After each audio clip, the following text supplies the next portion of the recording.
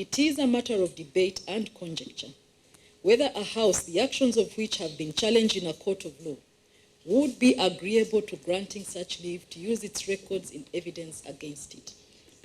Be that as it may, the respondent herein sued as he was in a representative capacity on behalf of Yala, did have ready access to the records of the House. Those records would have conclusively established whether the impugned election was indeed validated by the requisite quorum. They were not produced in court, but were seemingly substituted with affidavit evidence that there was quorum insofar as the members of the House that are alleged to have not participated in the election were present and within the precincts of the House. It seems to us that what would amount to quorum is a question of law rather than fact. It would require concise definition before proposing the sweeping assertion that members' presence within the precincts of the House or their participation in the nomination of candidates was tantamount to their having been present for purposes of quorum. The term of quorum is propounded in Article 57.1 of the treaty and clarified in Rule 12.1 of the Assembly's Rules of Procedure. This court has pronounced itself severally on being entreated by the Vienna Convention on the Law of Treaties to interpret the treaty, I quote, in good... As a government brought this case, but it didn't have any evidence.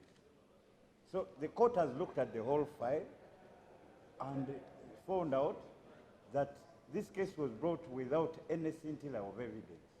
Now, this is a lesson to many other litigants who are going to come to this court. Don't try to come with this court when you don't have evidence. This case was totally not supported by any evidence. The Speaker, Honorable Ngoga, was duly elected. Members of Burundi and others were paid money to fly to Arusha, swear in, elect a Speaker. They participated in the process. They failed to adduce any evidence before court that the Honorable Speaker was not properly elected. We thank the Honorable Judges for finding out that.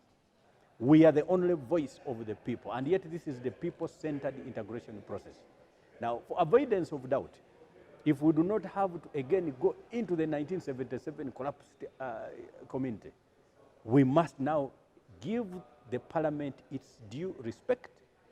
You do not subject this parliament to a barrage of applications, a cornucopia of appeals and suits.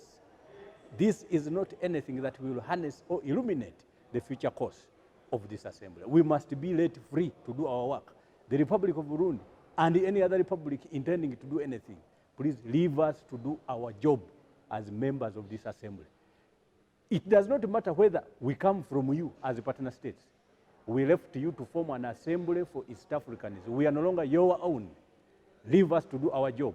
We will not be able, we are not going to koto in the puhu being espoused by you partner states.